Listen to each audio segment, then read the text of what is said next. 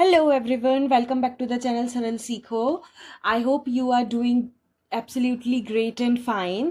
तो हमने आपको पता होगा, अगर आपने वीडियो देखी है प्रीवियस, तो हमने जो हमारी न्यू एनसीईआरटी ना क्लास 9 की इंग्लिश की जो बुक है उसका फर्स्ट चैप्टर जो था how I taught my grandmother to read, उसका जो फर्स्ट पार्ट है वो हमने ऑलरेडी कंप्लीट कर लिया है. अगर आपने वीडियो नहीं देखी है ना तो आप पहले उसे देखिएगा, इसे मत देख लीजिएगा, नहीं तो सारा सस्पेंस पता चल जाएगा. ठीक है, तो आप पहले उसे देखिए, वो बहुत इंटरेस्टिंग पार्ट है. अच्छा, अगर आपको उसे नहीं देखना है ना तो अभी हम इस वीडियो में रिकॉल करने वाले हैं कि उस पार्ट में क्या हुआ था. तो अगर आपको थोड़ा बहुत आइडिया लेना है तो आप ये वीडियो कंटिन्यू कर सकते हैं.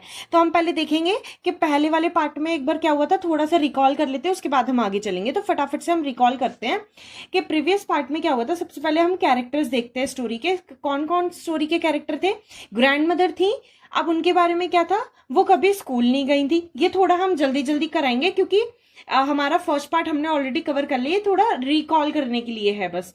ठीक है, ताकि पेस बना रहे. तो ग्रैंड मदर जो थी उनका नाम था कृष्णका, और जो राइटर थी वो उन्हें अव्वा बोलती थी. अव्वा का मतलब कर्नाटका या कन्नड़ भाषा में होता है मदर. ठीक है, अव्वा का मतलब क्या होता है? मदर होता है. क्लियर? तो वो कभी स्कूल नहीं गई थी. कौन? Grand mother. उन्हें पढ़ना और लिखना भी नहीं आता था. Strong emotional. अच्छा, फिर वो काशी की जो यात्रा थी ना उससे बहुत ज्यादा कनेक्टेड थी. अभी अगर नहीं पता है तो हम आगे बताएंगे कैसे. वो बहुत ज्यादा कनेक्टेड थी काशी की यात्रा से. मतलब बेसिकली काशी यात्रा एक दूसरी राइटर थी त्रिवेणी, उनकी एक बुक थी, उससे बहुत ज्यादा कनेक्टेड थी. और वो सीरियल अगर जब उसका आता था तो वो बहुत ज्यादा सुनना पसंद करती थी, और उन्हें स्टोरी सुनना बहुत पसंद था. ठीक है, फिर दूसरे कैरेक्टर है नरेटर, जो कि वो जो ये ग्रैंड मदर है उनकी ग्रैंड डॉटर भी है जो नरेटर है वो. तो ये सपोर्ट करती थी और एनकरेज करती थी ग्रैंड मदर को. ये ग्रैंड मदर के लिए हर वीक स्टोरी रीड करती थी, जो भी आता था मैगजीन में, जो भी स्टोरी आती थी वो. ठीक है, और वो मतलब उन्होंने आगे हम देखेंगे कि उन्होंने एज अ टीचर बहुत अच्छा रोल प्ले किया. नाउ त्रिवेणी की अगर हम बात करें, यानी कि काशी यात्रा, त्रिवेणी एक राइटर है उस चैप्टर में. हमारे चैप्टर की जो राइटर हैं वो नरेटर हैं जो ग्रैंड डॉटर हैं. पर ये जो चैप्टर है ना उसमें एक और स्टोरी के बारे में, एक और राइटर के बारे में बात हुई है जिनका नाम है त्रिवेणी, और उन्होंने क्या लिखी है? काशिया. पहले मतलब ये अब वो नहीं है, पर वो बहुत अच्छी राइटर थी, ऐसा वो कहती हैं हमारी जो नरेटर हैं वो. और उनका एक सीरियल भी आता था. बेसिकली जो उनकी राइटिंग्स हैं उसको लेकर एक मैगजीन भी आती थी जिसका नाम था कर्मवीरा, और वो बहुत ही पॉपुलर कन्नड़ राइटर रही हैं. ठीक है, आगे अगर हम देखें तो ये जो स्टोरी है या नोवेल मान लो, इसकी थीम क्या है कि एक जो ओल्ड लेडी है ना वो काशी जाना चाहती थी. वो जो नोवेल थी ना उनकी कर्मवीरा, उसकी स्टोरी क्या है कि एक ओल्ड लेडी थी, वो काशी जाना चाहती थी. काशी में बेसिकली जो क्या बोलते हैं, प्रेयर्स ऑफर करना चाहती थी या पूजा करना चाहती थी. किसकी? जो भगवान जी हैं. ठीक है, विश्वेश्वरा नाम है जिनका. ठीक है, तो और उनको बहुत मन था काशी जाने का, उन ओल्ड लेडी का जो त्रिवेणी की राइटर की नोवेल में है. तो उनका बहुत मन था काशी जाने का, और उन्होंने पैसे भी बचाए थे काशी जाने के लिए. पर उन्होंने वो पैसे सैक्रिफाइस करे किसमें? एक ऑर्फन लड़की थी, उसको किसी से प्यार हो गया था. अब क्योंकि वो ऑर्फन है और उसके पास भी पैसे नहीं थे कि वो शादी कर ले, इसलिए वो जो ओल्ड लेडी थी उनने जो अपनी सेविंग्स करी थी काशी जाने के लिए वो किस पे स्पेंड कर दी? वो उस ऑर्फन लड़की की खुशी के लिए, कि उनको पैसे दे दी कि जाओ तुम शादी कर लो. ठीक है, तो यहाँ पे क्या पता चलता है कि ह्यूमैनिटी पता चलती है कि रिचुअल्स, पूजा करना इंपॉर्टेंट था पर रिचुअल्स से भी ज्यादा इंपॉर्टेंट क्या है? ह्यूमैनिटी इंपॉर्टेंट है. ठीक है, वो कभी भी स्कूल नहीं गई थी, पर उन्होंने हमेशा ध्यान रखा कि जो उनके चिल्ड्रन है और ग्रैंड चिल्ड्रन है वो हमेशा पढ़ें. अच्छा, ये किसकी बात हो रही है? ये ग्रैंड मदर की बात हो रही है जो नरेटर की हैं. और ये ओल्ड लेडी कौन थी? जो इस नोवेल में है. ठीक है, क्लियर हुआ? कंफ्यूज मत होना. अगर हम लिसनिंग फेज देखें, जो वो थी ग्रैंड मदर थी नरेटर की, उनकी लिसनिंग फेज देखें तो वो बहुत ही डीप इंटरेस्ट से जो ये वाला करमवीरा जो सीरियल था बहुत इंटरेस्ट से सुनती थी और मेमोरीज को ऐसे सॉरी स्टोरी को ऐसे मेमोराइज करती थी, लाइक बाय हर्ट मेमोराइज करती थी, उन्हें सब कुछ याद रहता था। उसके बाद वो डिस्कस करती थी फिर अपनी फ्रेंड से उस स्टोरी के बारे में। ठीक है, अब प्रॉब्लम क्या आती है कि जो ग्रैंड डॉटर थी ना, जो उन्हें कर्मवीरा पढ़ के सुनाती थी, वो ग्रैंड डॉटर एक वीक के लिए शादी में चली जाती हैं दूसरे नेबरिंग विलेज में। अब उनको कोई सुनाने वाला नहीं था क्योंकि उनको ना पढ़ना आता था ना लिखना। तो अब हम देखेंगे हमारा पार्ट 2। अब देखो ये समझ में आना चाहिए आपको, आपको समझ नहीं आया तो एक बार हम फिर से क्लियर कर देते हैं। हमारी जो नरेटर है उनकी एक ग्रैंड डॉटर है, सॉरी ग्रैंड मदर है।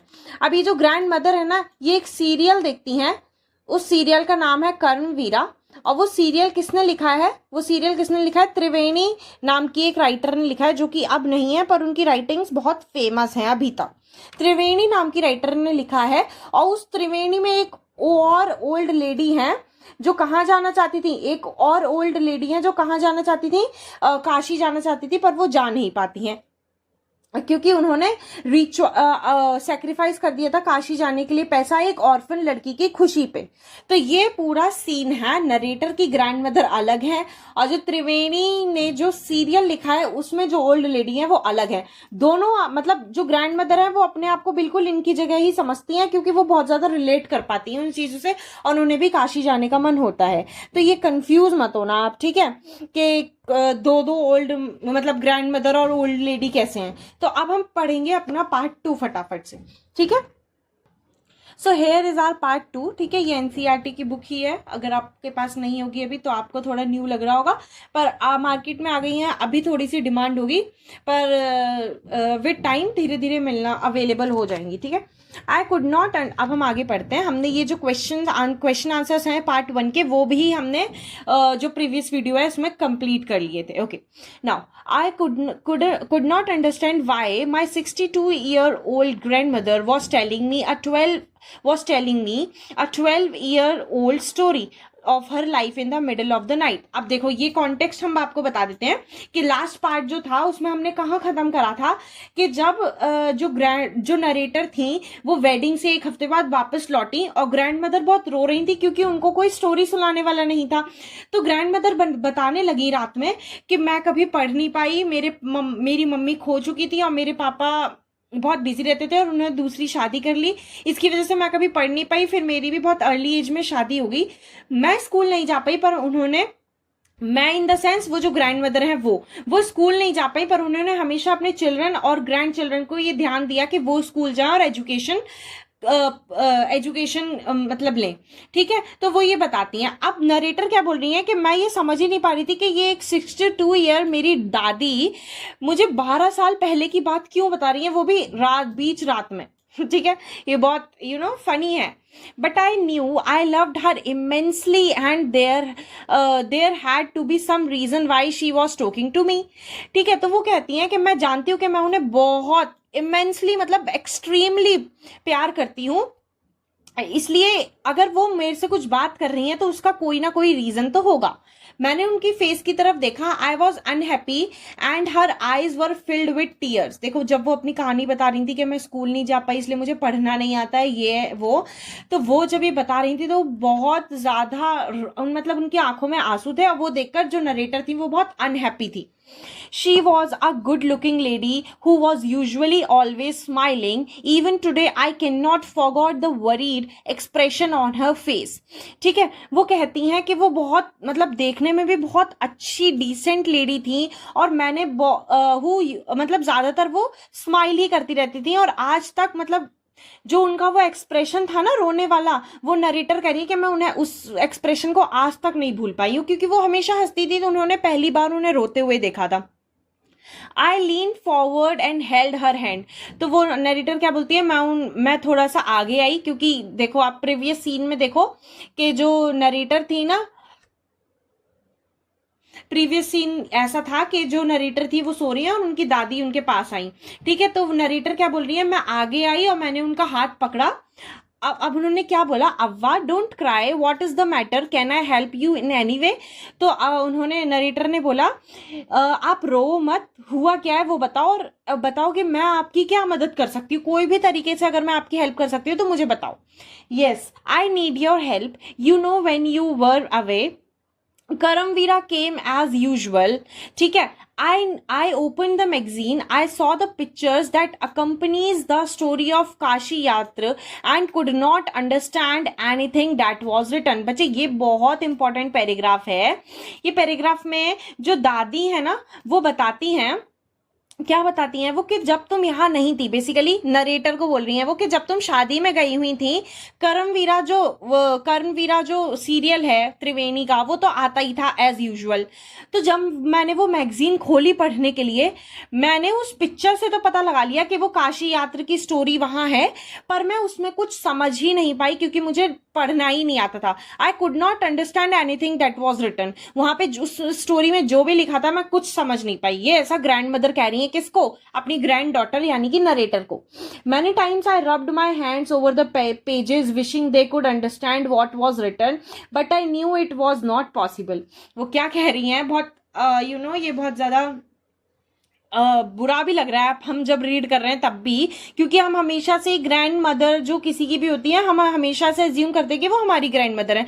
तो वो कह रही है मैंने उन वर्ड्स पे अब बहुत बार हाथ भी रब करे कि कैसे भी ये मुझे समझ में आ जाए, पर उन्होंने कहा कि मुझे पता था कि मुझे कभी समझ में नहीं आने वाले हैं। If only I was educated enough I waited eagerly for you to return.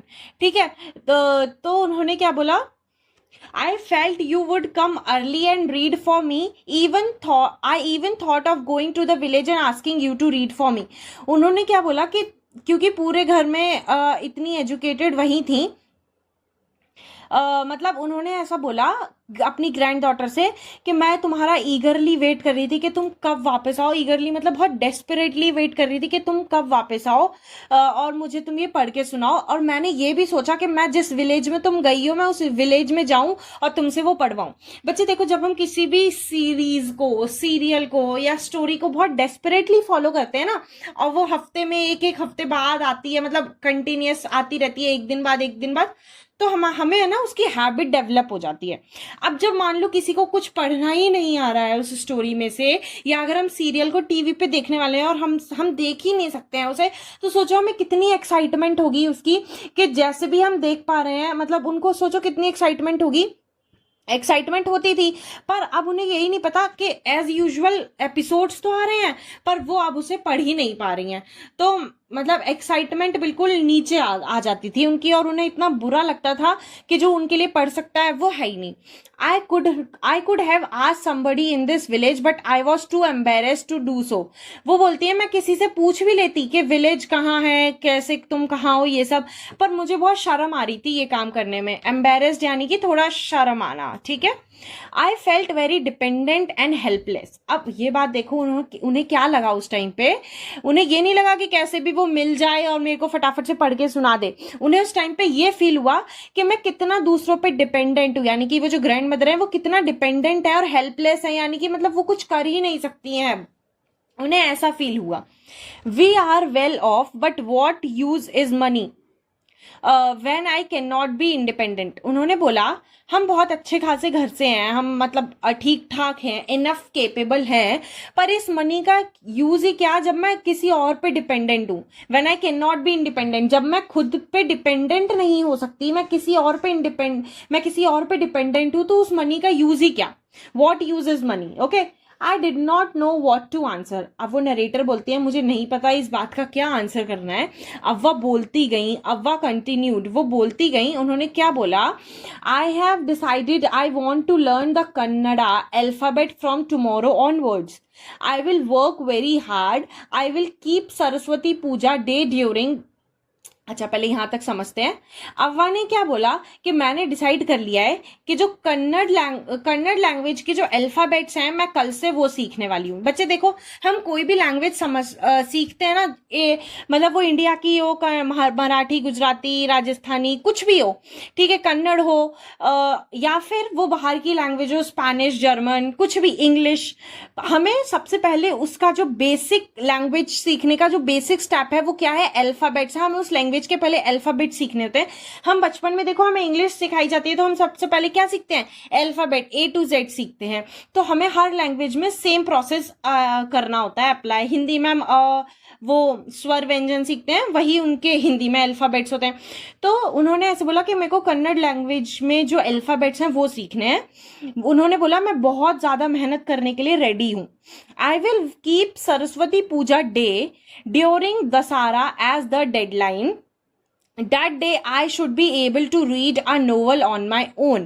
वो क्या बोल रही हैं कि मैंने एक डेडलाइन रखी है। डेडलाइन का मतलब क्या होता है कि हमने कोई, मान लो डेडलाइन का मतलब क्या होता है, जैसे तुम्हारी टीचर ने तुम्हें आज होमवर्क दिया है और डेडलाइन दी है कि तुम्हें नेक्स्ट मंडे वो होमवर्क चेक कराना है। तो डेडलाइन यानी कि लास्ट डेट होती है जब तक हम कोई टास्क कंप्लीट करें।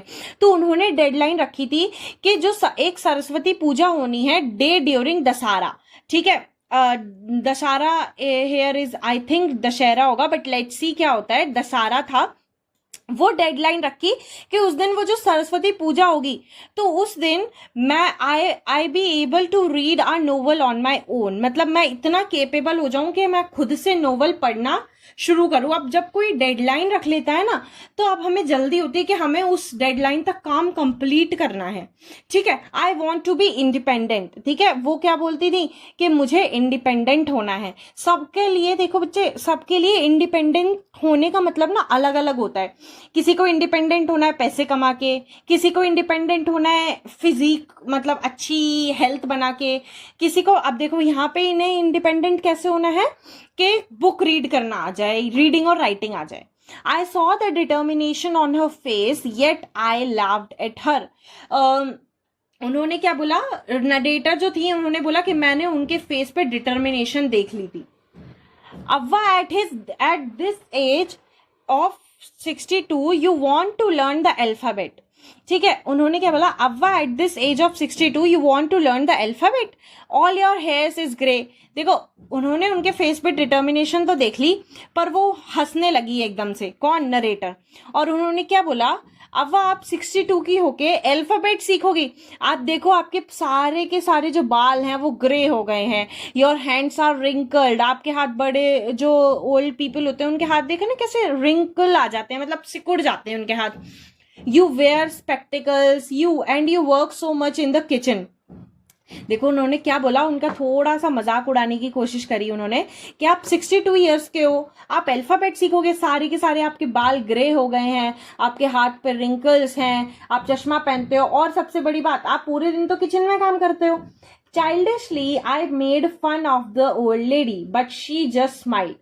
नरेटर बोलती है कि मैंने मजाक में सिर्फ अपनी दादी का मजाक उड़ा दिया, पर वो सिर्फ, उन्होंने क्या, वो सिर्फ स्माइल करती रही, उन्होंने वहां जवाब देना जरूरी नहीं समझा। अब आगे देखते हैं। For a good cause if you are determined you can overcome any obstacle.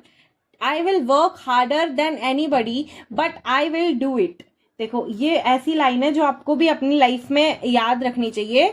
For a good cause if you are determined you can overcome any obstacle. अगर आपने कोई चीज सोच ली है ना कि मुझे ये करनी ही करनी है, एट एनी कॉस्ट मुझे ही करना ही है, तो चाहे कोई भी ऑब्स्टिकल आए आप उसको ओवरकम कर जाओगे, बिकॉज आपके जो दिमाग में वो डिटर्मिनेशन है उस चीज को करने की।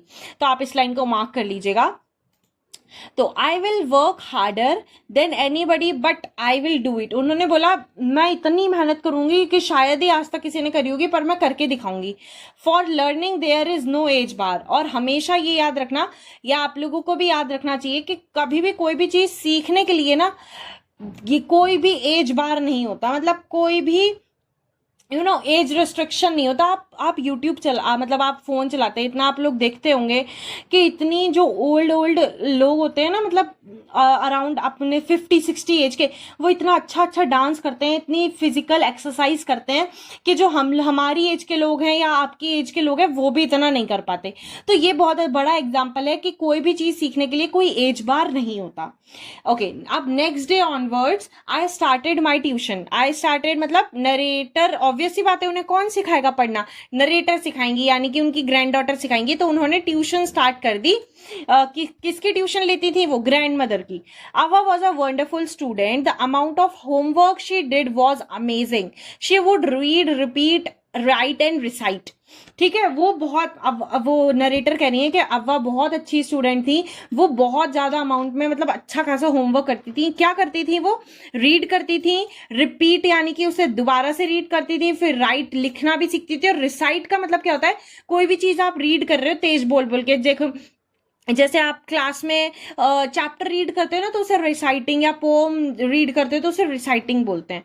I was her only teacher and she was my first student. मैं उनकी इकलौती टीचर थी और वो मेरी पहली स्टूडेंट थी जो मेरे पास क्या सीखने आई थी? पढ़ना और लिखना। देखो ये स्टोरी से थोड़ा थोड़ा आपको ऐसा फील नहीं हो रहा कि आपको बहुत रिलेटेबल लग रहा होगा कि हाँ हमारे ग्रैंड पेरेंट्स भी कभी ना कभी तो मतलब आप लोगों के ग्रैंड पेरेंट्स ने भी कभी ना कभी तो कुछ सीखा होगा। लाइक उन्होंने बोला तो होगा कि मुझे भी ये सिखा दो, मुझे भी ये सिखा दो, मुझे फोन चलाना सिखा दो, ऐसा ऐसा। Okay, now little did I know then what one day I would become a teacher in computer science and teach 100 of students.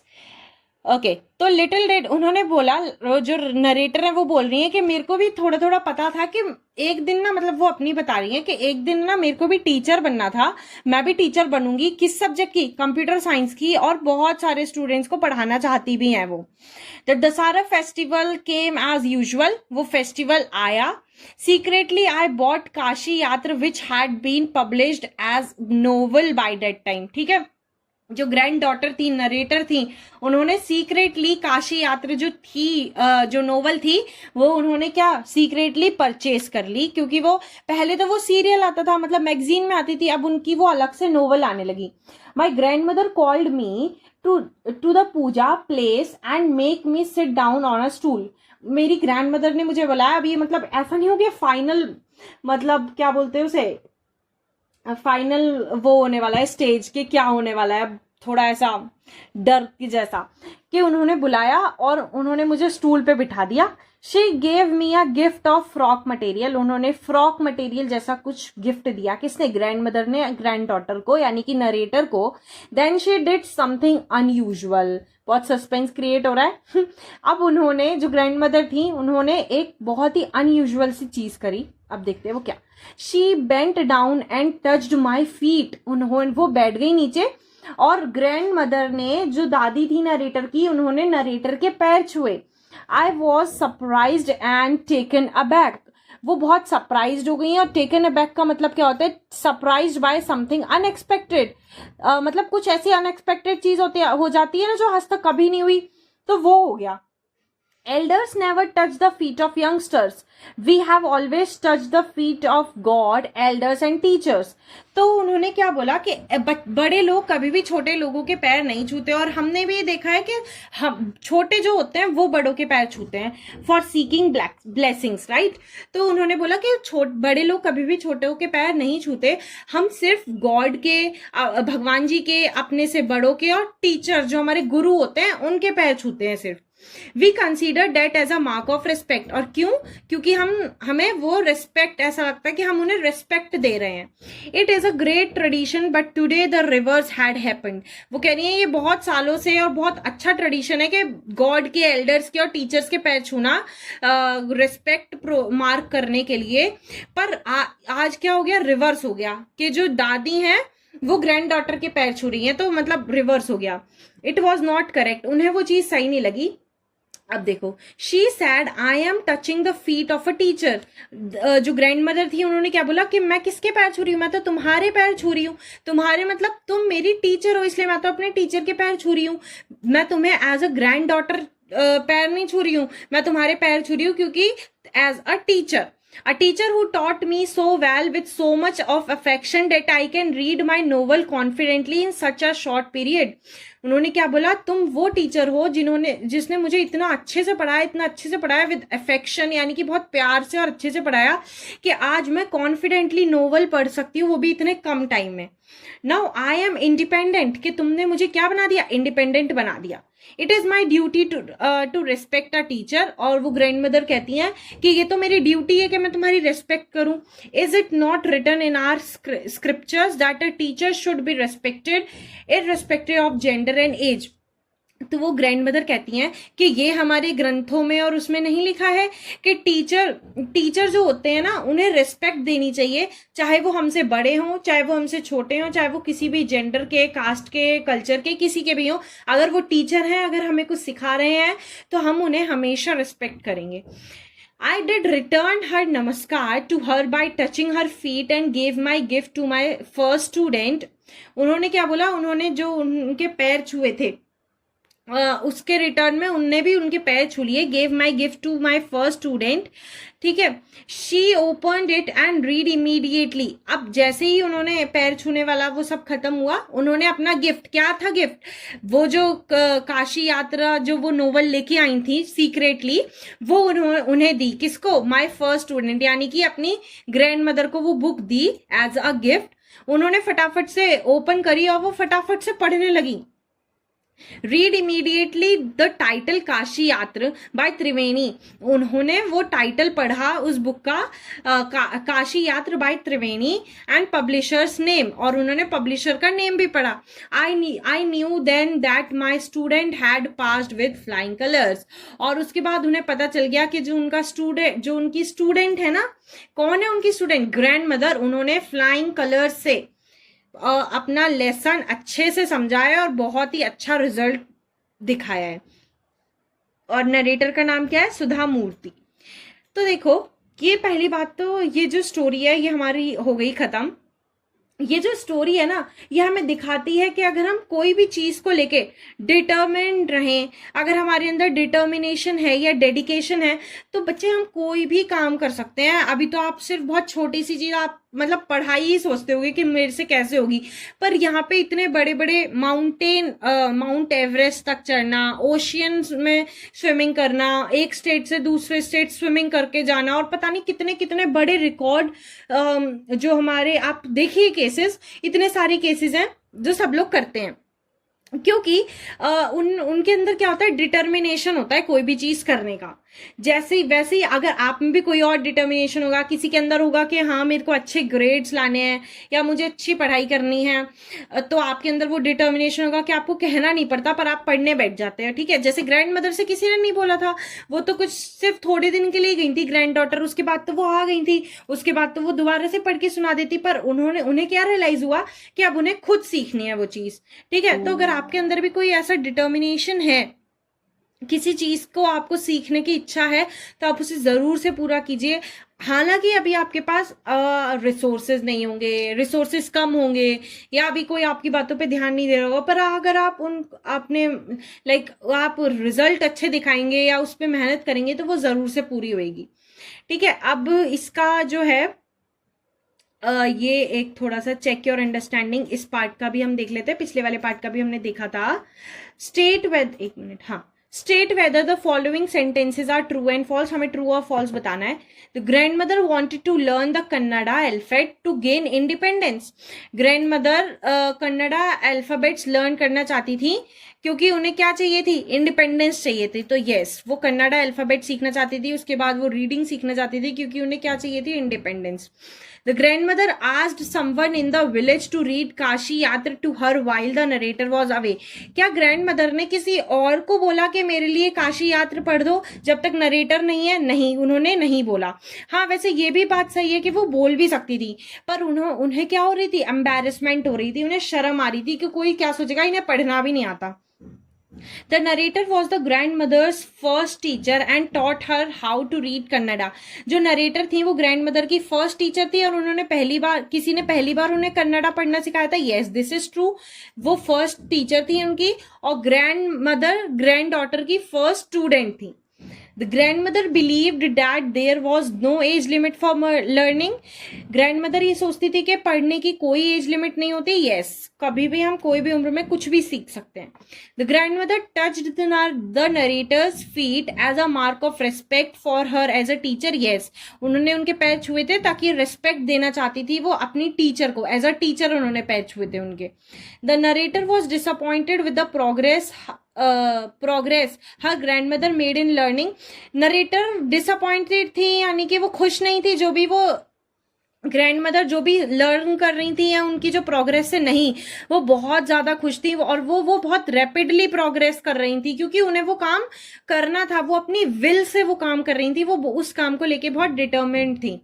ठीक है, तो अब देखो ये जो बैक एक्सरसाइज है ना बच्चे, ये आपकी बुक में यही है कि चैप्टर्स तो थोड़े से मतलब छोटे हैं, पर उनकी वजह से जो चैप्टर से आपने सीखा है, तो एक्सरसाइजेस बहुत ज्यादा देखो लंबी हैं, बहुत बड़ी बड़ी हैं। तो हम ये नेक्स्ट श्योरली हम इसको कवर करेंगे, पर नेक्स्ट क्लास में कवर करेंगे। और ये जो आंसर्स है ना, तो ये तो पहली बात तो आपको समझने होंगे कि इनके आंसर, जो एक क्वेश्चन है, मान लो कोई भी एक क्वेश्चन है, उसका आंसर ये क्यों है, तो पहले तो हम समझाएंगे, उसके बाद आपको एग्जाम में कैसे लिखना है वो भी बता देंगे आपको। तो कोई टेंशन लेने की जरूरत नहीं है। हम ये इतनी बड़ी एक्सरसाइज है तो हम इसे ना पार्ट्स में कंप्लीट करवा देंगे, पर आई विल मेक श्योर कि मैं इस पे भी वीडियो डाल दूं। तो हमारी एक्सरसाइज कंप्लीट हम करवा देंगे आगे की वीडियो में। And this is it from my side. अभी के लिए आप प्लीज प्लीज प्लीज वीडियो को लाइक करिएगा अगर आपको पसंद आई है, और अगर आपको कंटेंट थोड़ा भी अच्छा लग रहा है ना, तो आप अपने फ्रेंड्स के साथ शेयर करिए, व्हाट इफ उन्हें भी फायदा हो जाए कुछ। ठीक है, और प्लीज आप चैनल को सब्सक्राइब कर दीजिए, क्योंकि 9th क्लास का एंड 8th क्लास का बहुत ही अमेजिंग कंटेंट हम प्रोवाइड करवाएंगे। और आप ये भी बात हम बता दें कि हम ना इसके एक्स्ट्रा क्वेश्चंस भी कराएंगे आपको, जिसके हम पीडीएफ भी प्रोवाइड कर देंगे, कि आपको एग्जाम में जो भी इन टेक्स्ट क्वेश्चंस आते हैं बुक के बीच बीच में से भी ना, उसमें भी आपको कोई दिक्कत ना हो। तो अभी के लिए तो इतना ही। आप खुश रहिए, हेल्दी रहिए, पेरेंट्स का ध्यान रखिए, फैमिली के साथ रहिए, एंजॉय करिए। ठीक है, this is it from my side. Thank you and bye bye.